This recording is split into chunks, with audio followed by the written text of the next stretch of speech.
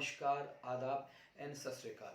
स्वागत है आपका मेरे यूट्यूब चैनल द बॉस में। तो दोस्तों कैसे हो आप लोग? तो दोस्तों आज हम बात करेंगे मंडे नॉमिनेशन स्पेशल एपिसोड के बारे में। जी हाँ दोस्तों, आज बिग बॉस ने पूरे घर को एक साथ नॉमिनेट कर दिया है। रीज़न निकी तंबोली और अली गोनी का बार बार नियमों का उल्लंघन करना, जिसके परिणाम स्वरूप पूरा घर दंडित हुआ और सब नॉमिनेशन में आ चुके हैं।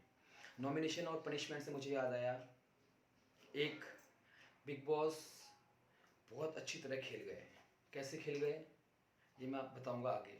दूसरा, बिग बॉस अपने पुराने रंग में, पुराने फॉर्म में लौट चुके हैं। उनको रियलाइज़ हो चुका है कि मैं बिग बॉस हूँ, जो कि वो शायद भूल गए थे। जी हाँ, बिग बॉस 12 तक हमने देखा बिग बॉस के घर पे छोटे से छोटा नियम या बड़े से बड़ा नियम बहुत ही सही तरीके से फॉलो किया जाता था। अगर कोई छोटा सा भी नियम तोड़ता था तो उसको इंस्टेंट पनिशमेंट मिलती थी। और सलमान खान द होस्ट भी वीकेंड के बारे में अक्सर जो गलत करते थे उनको उनकी क्लास लेते नज़र आते थे, और जो सही करते थे उनको सपोर्ट करते नज़र आते थे। मगर बिग बॉस 13 में इसके विपरीत सब कुछ हुआ। बिग बॉस और सलमान हमेशा टूवर्ड्स सर्टेन कंटेस्टेंट्स बायस्ड नज़र आए और काफ़ी नियमों का उल्लंघन हुआ। उसके बावजूद भी बिग बॉस ने कोई कड़े फैसले नहीं लिए, और साफ तौर पे वो बायसनेस दिख रही थी कंटेस्टेंट्स की तरफ बिग बॉस की और सलमान खान दा होस्ट की। वीकेंड के बाद में भी वो गलत को सपोर्ट करते नज़र आए और सही को कहीं ना कहीं डांट लगाते नज़र आए, जिससे मोरल डाउन हुआ काफ़ी लोगों का, और जो गलत लोग थे वो काफ़ी उभर कर सामने आए। खैर, बिग बॉस 14 में उतने नियम तो नहीं टूटे, पर कहीं ना कहीं हाँ भी बिग बॉस खेल को और बिग बॉस को कुछ कंटेस्टेंट हल्के में लेते नज़र आ रहे थे। और काफ़ी रूल्स चेंज हुए इस सीज़न में भी, जिसको पलटी का नाम दिया गया, सीन पलटने का नाम दिया गया, जो कि मेकर्स का अपना आइडिया है, दैट्स फाइन। बट स्टिल शुरुआत में होस्ट सलमान खान में कुछ बायस नजर आए टुवर्ड्स सर्टेन थिंग्स और सर्टेन टॉपिक्स और सर्टेन कंटेस्टेंट्स। बट पिछले एक दो हफ्ते से मैं देख रहा हूँ सलमान खान आप परफेक्ट होस्टिंग कर रहे हैं, बहुत ही लॉजिकल रीजनिंग के साथ होस्टिंग कर रहे हैं। जो गलत है उसको गलत बोल रहे हैं और जो सही है उसको सही बोल रहे हैं। उसी तरह मेकर्स को भी शायद ख्याल आ गया है कि वो बिग बॉस हैं और वो भी काफ़ी सही तरीके से आप शो चला रहे हैं, जो कि अच्छी बात है।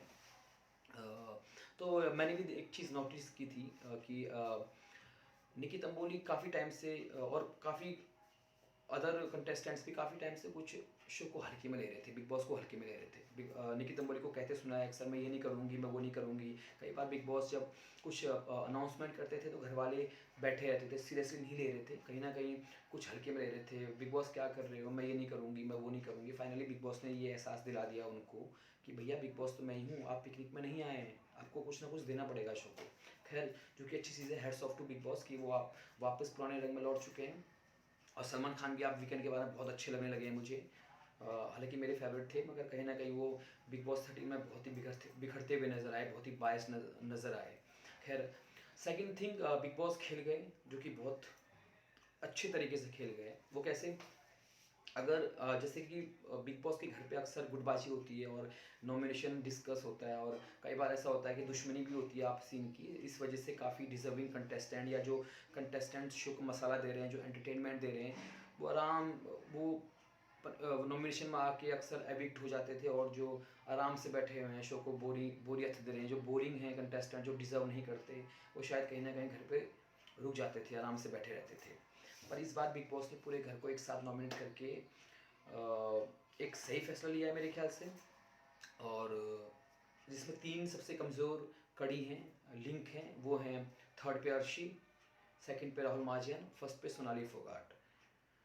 क्योंकि अर्शी एक एंटरटेनमेंट पैकेज है मेरे ख्याल से। वो अच्छा एंटरटेन कर रही है, काफ़ी लोगों को पोक करती है, कुछ ना कुछ हंसती रहती है, गिगलिंग करती रहती है, और कुछ ना कुछ लगी रहती है वो, जो कि उसको देखने में अच्छा लगता है। मुझे तो फुल एंटरटेनमेंट, फुल पैसा वसूल लगता है राखी और अर्शी को देखना।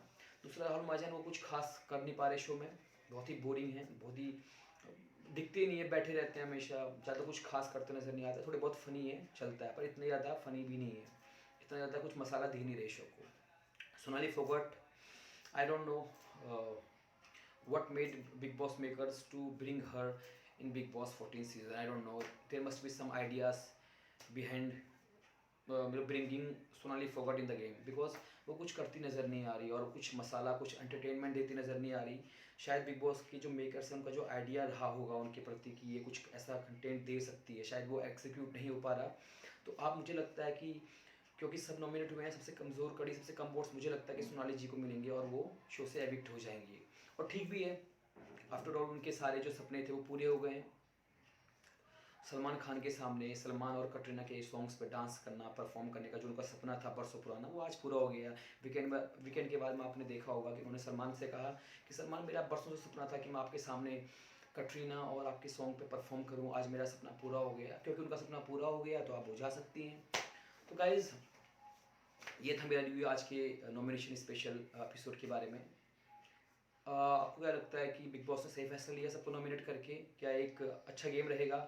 सबको सबकी एक पोजीशन पता लगेगी कि कौन कितना पानी में है, कौन कितना पानी में है और कौन कितना सही गेम खेल रहा है। एक कड़ी टक्कर होगी सब में आपस में, जो पूरा घर नॉमिनेट है। तो क्या लगता है आपको, बिग बॉस ने सही फैसला लिया है? आप अपने व्यूज़, अपने कमेंट्स लिख सकते हैं कमेंट सेक्शन में। और आपको ये वीडियो कैसी लगी, इस बारे में भी आप लिख सकते हैं कमेंट सेक्शन में। एंड प्लीज़, अगर आपको मेरा वीडियो पसंद आए तो लाइक कीजिए और मेरे चैनल को सब्सक्राइब कीजिए, ताकि मैं और अच्छी वीडियोस लेकर आपके सामने आ सकूं। तो इसी के साथ चलता हूं। गुड बाय, गुड नाइट, शब खैर।